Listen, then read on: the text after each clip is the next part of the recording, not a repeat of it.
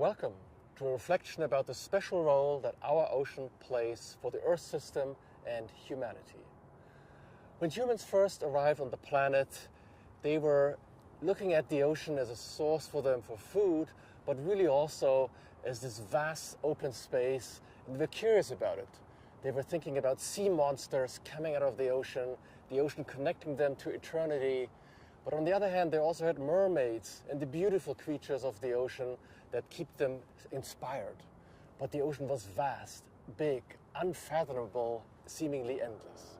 Now, as ocean discovery advanced, we've been charting the oceans. We're seeing that the world is a planet, a circle, not a disk anymore. There seemed to be a bit of a finiteness to the ocean. But the way we behaved and interacted with the ocean is we thought we could take out of the ocean whatever we wanted and put back into the ocean what we don't need without any limits. This interaction with the ocean certainly worked okay when there was just a few of us, but as industrial capabilities grew, more toxic substances showed up, the certainty led to some challenges. At the same time, at the middle of the 20th centuries, people thought about, well, maybe there might actually be a limit to growth. The planet is finite. So we were thinking about planetary boundaries, these areas around our planet that you don't want to cross. You don't want to overuse certain aspects. You don't want to use the food, the water. You don't want to pollute the environment. So there are limits to what we can do as humanity with our planet before it becomes not supporting any more of our life forms. On the other hand, during my lifetime, the number of people on our planet has doubled already. We're now at 7 billion people. Soon we'll be approaching 9, 10, 11. And the big question is there a safe and just operating space that is confined on the outside by our one planet or one ocean, and on the inside, ever-growing populations with more affluence needing food, water, air, energy, all the things that make our modern life possible. And sometimes we forget that it's the ecosystem services that really support our life on the planet. We need the ecosystem for water, food, air that we breathe. We don't need it in a pristine way. We can use it, we can perturb it, but not too much. So it still is able, as a healthy system, to support us with important functions. When we think about the ecosystem, we try to classify the things they do for us. The first class is what sometimes we call the regulating services of the environment. So when you think about the ocean, it regulates the climate system that allows us to live on our planet. The oceans in particular, with their big heat capacity, keep climate fluctuation at bay. Climate has been very stable over the last 20,000 years and allowing civilization to grow, our business to be very finely tuned on a certain climate regime, and it allowed us to operate. On the other hand, there's provisioning services. Provisioning services are these things that we take out of the ocean to support us. Half of the oxygen we breathe comes from the ocean. 15% of the food we eat comes from the ocean that helps us, in particular in coastal societies. Most of the rain that makes agriculture possible has its source in the ocean.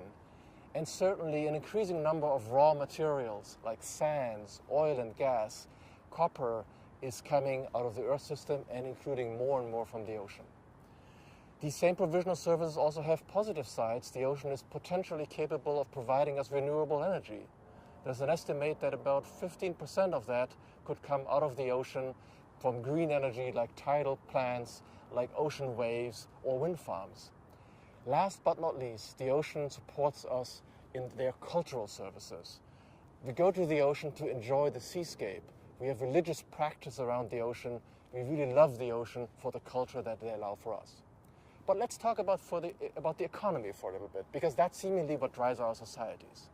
It is estimated that 3 to 6 trillion US dollars is the economic worth of our planet ocean. 90% of the global trades goes across the oceans. 95% of all the telecommunications, including this video segment, comes through sea cables. Fisheries and aquaculture provide half of the population with food. Coastal tourism is the largest market segment that we have on the planet right now. It's about 5% of the GDP and 6% of global employment. The expanding knowledge about the ocean gives us access to new substances, pharmaceuticals, food substitutes, and many other things that we get from the coastal ocean, but also increasingly the deep sea. 13 of the 20 megacities are in coastal regions, really have a tight interaction with the ocean system. But on the other hand, our interaction with the ocean has also led to some level of decline. And it's because the governance of the ocean is rather weak. You could kind of say the way we interact on the ocean is like a rogue wave. There's not much controlling us there. The ocean is under threat by the growing number of people and the way we interact with them. In some ways, you could say it's benign neglect of most of us, but a few actors who are really disruptively and recklessly using the ocean, which gives us that cycle of decline. The World Ocean Commission has identified 5 elements that really were the main reasons for that declining ocean ability to provide ecosystems. It's the demand for resources, minerals, oil and gas, energy, sand, living resources. It's technology advances that we have to access the ocean in ever new ways with drill rigs, big fishing fleets, big infrastructure. And certainly it's overfishing that is a big concern for us. And that is in many ways only possible because of heavy substitutes that allow overcapacities of the fishing industry to ever more fish and cause damage to our environment. Climate change, the loss of biodiversity, and habitat loss in general are the other aspects that provide an ocean that is more seen as being in decline. Weak high seas governance, it's patchwork, sectorial, individual. Nations don't cooperate. They don't have systems so they can cooperate and have good governance for an ocean that we think about tomorrow. At the same time, I see a ray of hope on the horizon. In September 2015, the world's nations around the world came together to think about a concept for sustainable development. They have agreed on 17 ambitious sustainable development goals, and it was the small island states of our nations that really said we must have a sustainable development goal for the ocean. The ocean is our livelihood. How can we have goals without the ocean? And that really led to an ambitious goal on the ocean. Overall, I think this reminds us that all people of our planet depend on the ocean.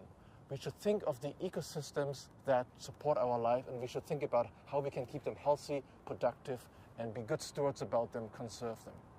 At the same time, we've seen rapid decline of our ecosystems because of more affluent and growing society. We have excessive pressures on fish stocks, on the coastal zone, on sand, on pollution, plastics. But at the same time, I think together it unites us, this scientific and intellectual quest, what is the biggest challenge of our times? To me, the biggest challenge of our times is to think about how can we take the turn, transform our lifestyles to become more sustainable, to get towards a sustainable pathway that allows us to occupy that safe and just operating space for humanity. So from my point of view, we should really think about that we have one planet to go around, and that planet has only one ocean.